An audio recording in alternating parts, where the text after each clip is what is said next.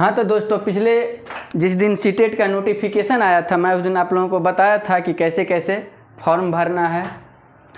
अब जैसा कि आप लोगों को भी पता है कि बिहार में बहुत सारी वैकेंसियाँ आ रही है और उसके लिए जो है अहर्ता आपको सीटेट पास होना ज़रूरी है। बिहार बीपीएससी के थ्रू जो शिक्षक बहाली होगी उसके लिए सीटेट पास होना ज़रूरी है और सीटेट का फॉर्म फिलअप हो रहा है। बिहार में तो लगभग सारी सीटें फुल हो गई हैं। अब सीटेट के तैयारी पे हम लोग बातचीत करते हैं।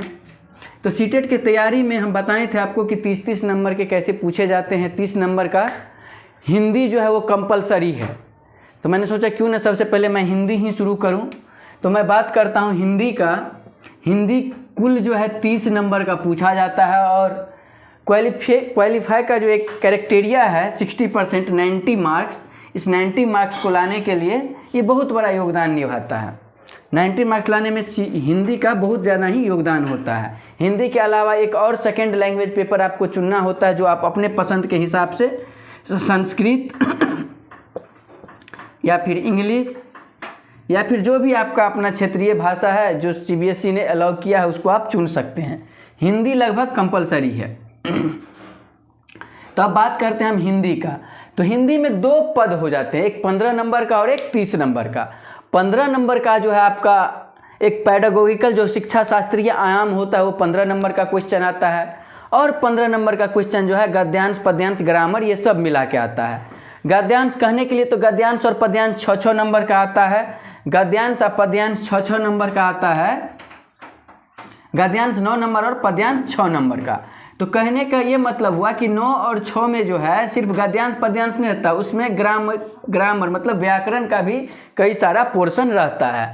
व्याकरण के पोर्शन कहने का मतलब व्याकरण में आपको पूछता है शब्दार्थ से, संज्ञा से, सर्वनाम से, विशेषण, लिंग, वचन, कारक, काल, विलोम शब्द, पर्यायवाची शब्द, मुहावरा, लोकोक्ति, शब्द युग्म और व्यावहारिक व्याकरण। व्यावहारिक व्याकरण जिसमें आता है जैसे आपको स्वर, व्यंजन, इन सब से भी कभी कभार क्वेश्चन रहता है। तो मैं आप लोगों को एकदम बेसिक से पढ़ाना शुरू करूंगा कि आप लोगों को हिंदी ग्रामर संपूर्ण रूप से समझ में आ जाए और आप 30 का 30 नंबर श्योर कर पाएँ। तो सबसे पहले मैं आपको बता दिया आज इसके सिलेबस के बारे में, जिसमें हम लोग को क्या क्या पढ़ना है। भाषाई समझ एवं निष्कर्ष। भाषाई समझ और निष्कर्ष के अंतर्गत आपको आता है गद्यांश, पद्यांश। इसमें हो सकता है कोई यात्रा वृत्तांत हो कि महेश मुजफ्फरपुर गया, मुजफ्फरपुर से पटना गया, पटना के क्रम में उनको यह हुआ, इस टाइप का यात्रा वृत्तांत हो सकता है। कोई एकांकी हो सकता है कोई एकांकी हो और इन सब के आधार पे आपको गद्यांश और पद्यांश। हो सकता है कोई कविता उठा के दे दे, हो सकता है कि कोई कविता उठा के उसमें दे दे और इसके समझ साहित्यिक वैज्ञानिक विवरणात्मक पहलू के आधार पे ये 15 नंबर का रहता है गद्यांश पद्यांश और 15 नंबर का शिक्षा शास्त्रीय आयाम। और इन्हीं दोनों में आपको लगभग ग्रामर भी रहता है जो लगभग 10 नंबर का कवर कर लेता है। तो हम आप लोगों को ये बता रहे हैं। अब हम आगे जानते हैं शिक्षा शास्त्रीय आयाम 15 नंबर में किस टाइप के क्वेश्चन देंगे, फिर हम आगे पढ़ेंगे। तो चलिए हम देखते हैं अब शिक्षा शास्त्रीय आयाम में क्या क्या होता है। हाँ, तो हम बता रहे थे आप लोगों को कि अब हम लोग को समझना है शिक्षा शास्त्रीय आयाम। शिक्षा शास्त्रीय आयाम क्या होता है। शिक्षा शास्त्र के बारे में आप लोग जानते हैं, आप लोगों ने डीएलएड बीएड किया होगा, उसमें हम लोग शिक्षा शास्त्र के बारे में बहुत सारी जानकारियाँ उपलब्ध करते हैं, पढ़ते हैं। तो अब जो हम लोग को मेनली देखना है कि सीटेट में मेनली किन किन टॉपिक से, किन किन अध्याय से प्रश्न आता है।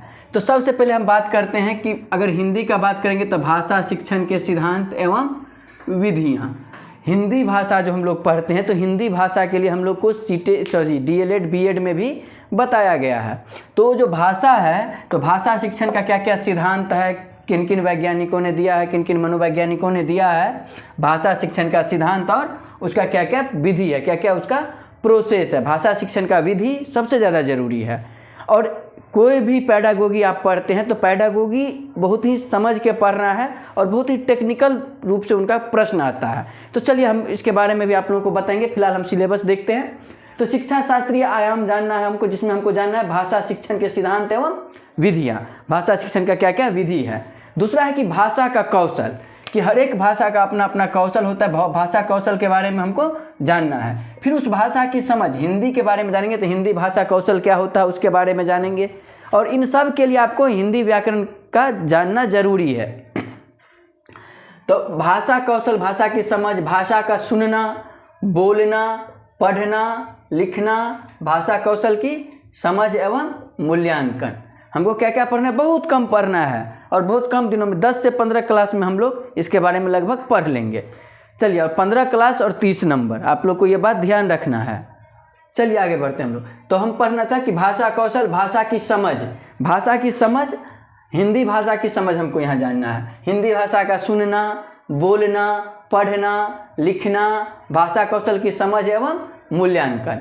फिर हमको पढ़ना है संप्रेषण। संप्रेषण मतलब कि हम अपनी बात विद्यार्थी तक कैसे पहुँचाएंगे, उनको हम लोग क्या कहते हैं, संप्रेषण। और ये आप लोग जानते हैं, डीएलएड बीएड में पढ़ चुके हैं। तो संप्रेषण कौशल जो होता है, हम अपनी बात विद्यार्थी तक किस तरीके से पहुंचा सकते हैं। क्लास में भिन्न भिन्न तरह का विद्यार्थी होता है, हर एक शिक्षार्थी का अपना अपना एक व्यू होता है। तो उन कौशल का विकास हम कैसे करेंगे, शुद्ध हमको बोलना है। व्यवहारिक व्याकरण हमको पढ़ना है। व्यावहारिक व्याकरण की समझ सबसे ज़्यादा जरूरी है, क्योंकि आप पढ़े लिखे हैं, आप जानते हैं कि किसी भी भाषा को शुद्ध बोलना और लिखना जो होता है उसके व्याकरण पर डिपेंड करता है। अगर आपके पास व्याकरण का नॉलेज नहीं है तो उस भाषा को शुद्ध बोल लिख नहीं पाते हैं। चलिए हम आगे बढ़ते हैं। अब आगे है कि भाषा शिक्षण में उत्पन्न कठिनाइयाँ। अगर हम अपने शिक्षार्थी को, अपने बच्चों को हिंदी भाषा पढ़ाते हैं तो हिंदी भाषा में हमको क्या क्या कठिनाई आएगी। हिंदी भाषा पढ़ाने में बड़ी तरह की कठिनाई होती है। हर एक बच्चा को शुद्ध बोलना लिखना नहीं आता, भले वो पढ़ लेता है। मैं कई ऐसे विद्यार्थियों से मिला हूँ जो शुद्ध बोल लेता है, पढ़ लेता है, लिख लेता है, लेकिन उसको अपने भाषा की समझ नहीं है, और उसके कारण उनका छोटा माइनर मिस्टेक जो होता है उनका अंक कटवा देता है, उनको कन्फ्यूजन ज़्यादा क्रिएट होता है। चलिए अब आगे जानते हैं हम लोग। तो उनकी कठिनाइयों का निराकरण कैसे होगा, उनका क्या उपाय है, भाषा शिक्षण में जो उत्पन्न कठिनाई होती है, जो समस्या आता है हमको, उसका क्या क्या निराकरण है। और शिक्षण उत्पादन, और अंत में हम लोग को पढ़ना है उपचारात्मक शिक्षण, कि उसको हम लोग कैसे रिमेडियल टीचिंग करते हैं, जिसको हम लोग करते हैं बीएड डीएलएड में लास्ट में करवाया जाता है मैक्रो टीचिंग, उसमें बताया भी जाता है कि उपचारात्मक शिक्षण कैसा करता है। तो ये कुल पढ़ने के बाद हमको 30 नंबर एकदम श्योर हो रहा है। तो आप लोग एकदम रेगुलर जुड़े रहिए और इसको शेयर कीजिए, देखिए, अपने दोस्तों को भी बताइए। अब आगे हम क्लास में बताएंगे आप लोगों को कि ग्रामर में क्या क्या पढ़ना है, बता दिया, अब क्या क्या पढ़ाना है, क्या क्या पढ़ना है, उस चीज़ को हम आगे क्लास में अब आपको बताएंगे। फिलहाल ये सिलेबस हुआ। चलिए अब हम अगले वीडियो में मिलते हैं।